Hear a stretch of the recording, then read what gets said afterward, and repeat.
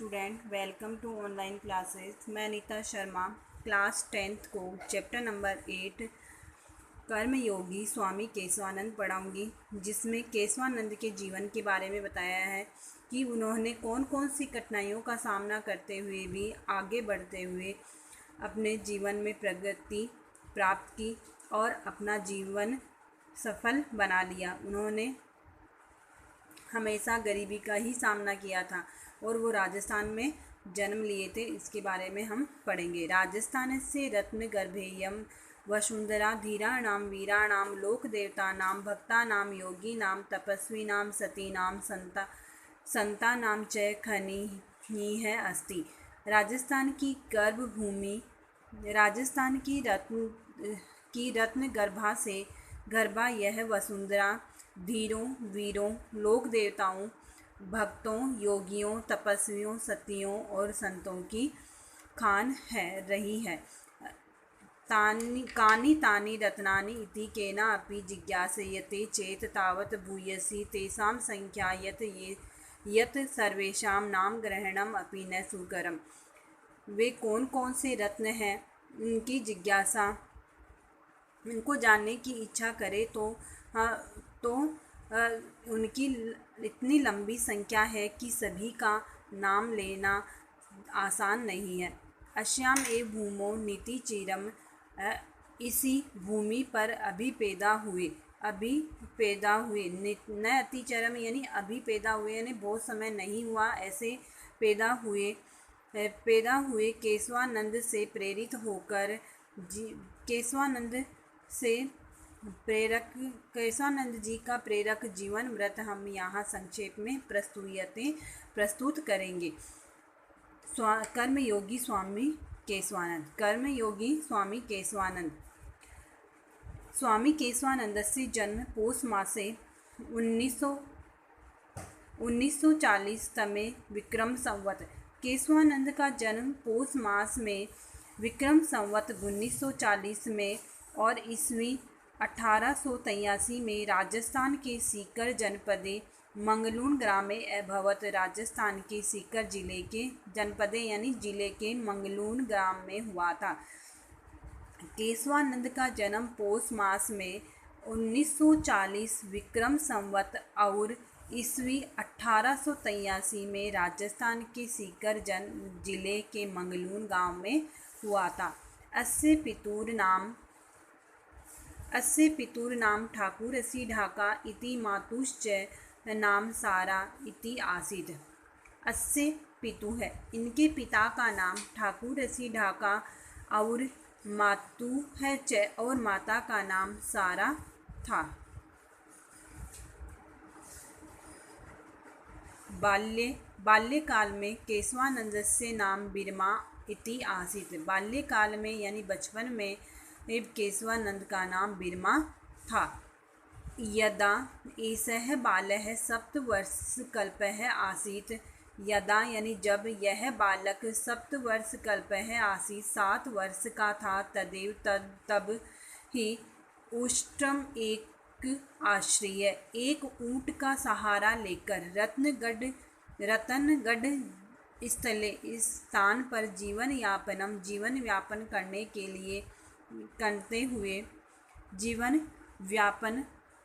हुए पिता द्विंगत है, इनके पिता द्विंगत हो गए थे या मृत्यु को प्राप्त हो गए थे। यानी जब बिरमा 7 वर्ष के थे तब एक ऊँट के सहारे रतनगढ़ स्थान पर जीवन व्यापन करते हुए इनके पिता का देहांत हो गया था।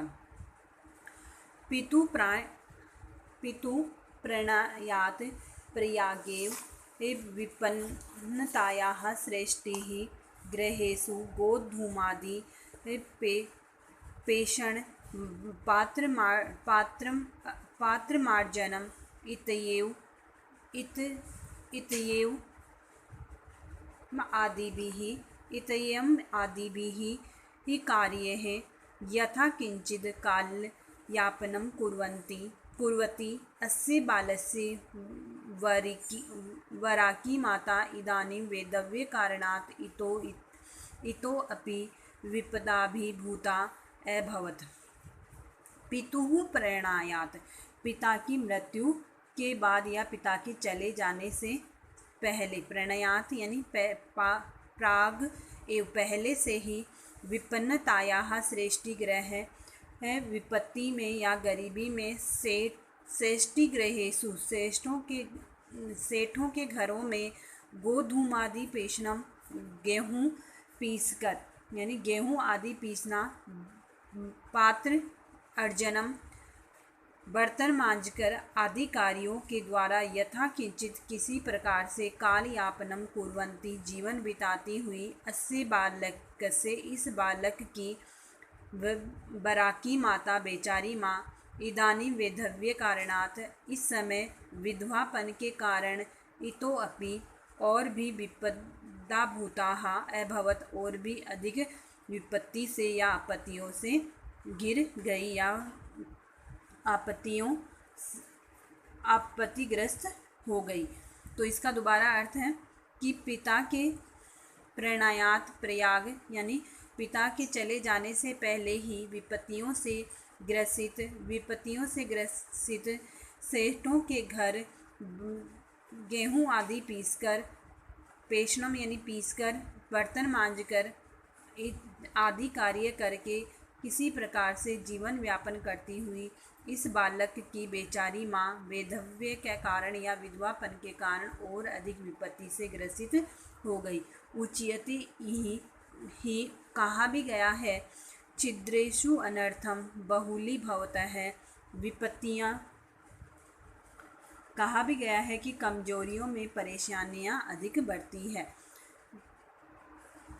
छिद्रम अनर्थम बहुलीभवतः, कि विपत्तियों में, अनर्थ यानी कमजोरियों में परेशानियाँ अधिक बढ़ती है। इदानीं मातु सहयोगाय विरमा बालकेन गो चरणम कार्यम आरंभ है। इदानीं मातु, इस अब माता के, मातु है माता के, सहयोग के लिए, विरमा बालकेन बालक के द्वारा, गोचारणम कार्यम आरंभम, गाय चराने का कार्य आरंभ कर दिया गया। इस समय माता का सहयोग करने के लिए विरमा बालक के द्वारा गाय चराना आरंभ कर दिया। तदिनः दीनहीन ग्रामीणः, कृषक वर्ग है, श्रमिक वर्ग है, च सामन्तानां राज्ञाः नवाब संख्याकानां वा विदेशिकानां च शासकानां त्रिविधे दास्ता पिंजरे आबद्धाः आसीत्। तदानीन्तः, उस समय दीनहीन, गरीब, ग्रामीण, कृषक वर्ग, श्रमिक वर्ग, सामंत वर्ग, राजा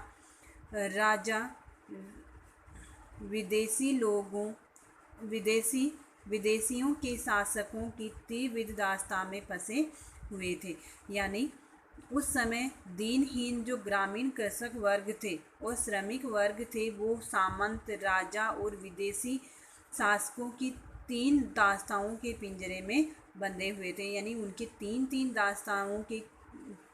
दास्ताओं से घिरे हुए थे कृषक और श्रमिक वर्ग। कौन कौन सी दास्ताओं में? एक तो सामंत वर्ग में राजाओं के, और विदेशी लोगों के यानी अंग्रेजों की दास्ताओं से वो घिरे हुए थे। यानी उनको तीन लोगों को कर देना पड़ता था।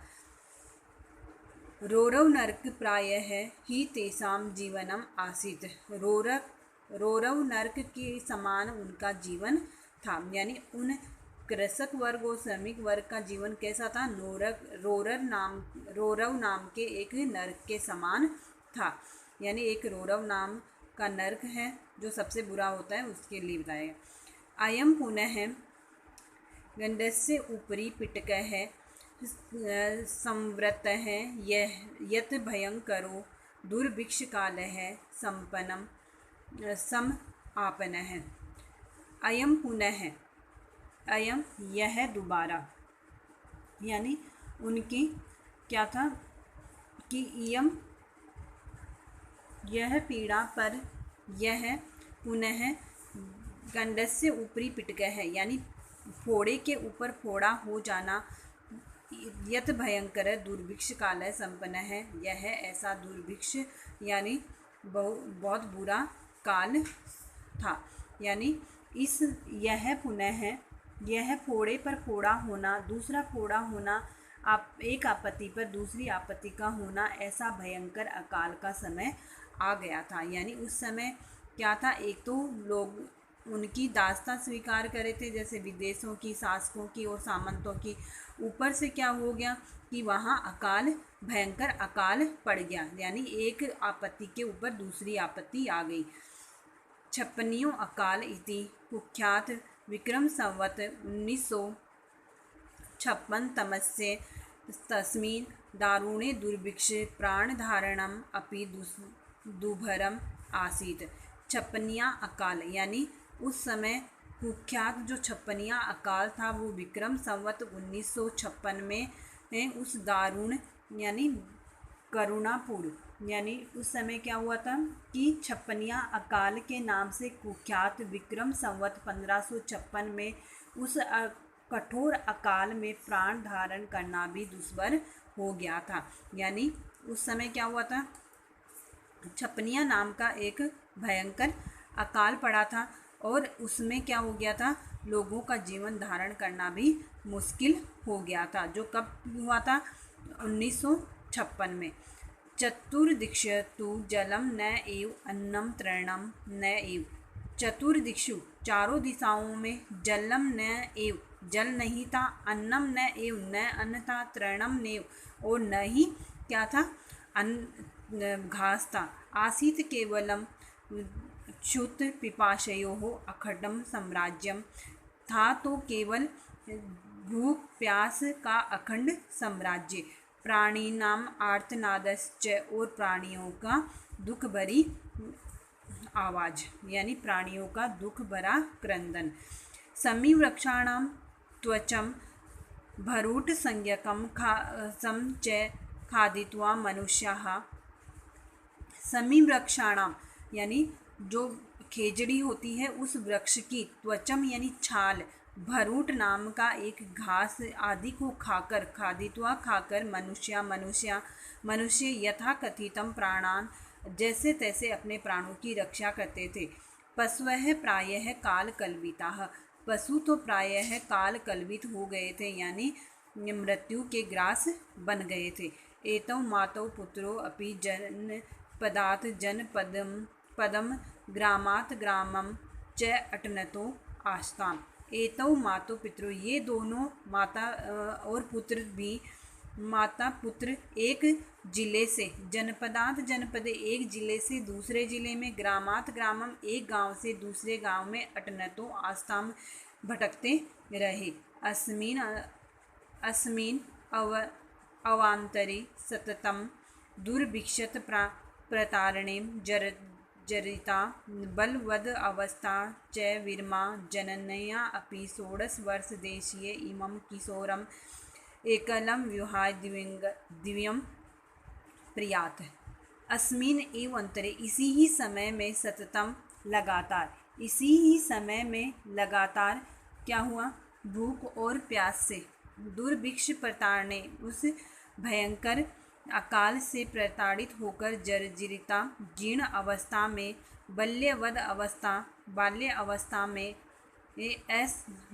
बलवद अस्वस्थता यानी भयंकर अस्वस्थ उस बिरमा की माता 16 वर्ष देशीय इमम किशोरम उस 16 वर्ष के किशोर को अकेला छोड़कर मृत्यु को प्राप्त हो गई।